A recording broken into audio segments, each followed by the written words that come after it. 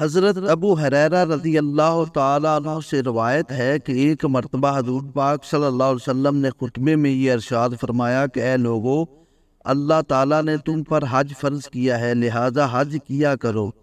ایک شخص نے عرض کیا، یا رسول اللہ صلی اللہ علیہ وسلم، کیا یہ ہر سال ہم پر فرض ہے؟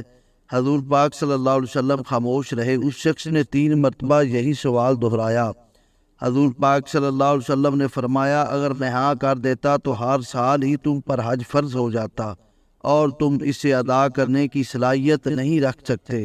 پھر حضور پاک صلی اللہ علیہ وسلم نے فرمایا، جس بات کا میں ذکر نہ کروں اس کے بارے میں سوال بھی نہ کیا کرو، کیونکہ تم سے پہلے بہت سارے لوگ بے جا سوال کرنے اور اپنے نبیوں سے اختلاف کرنے کی وجہ سے ہلاک ہو گئے۔ اور جب میں کسی چیز کا حکم دیتا ہوں تو اپنی طاقت کے مطابق اسے بجا لاؤ، اور جب کسی بات سے منع کروں تو اس سے باز آؤ۔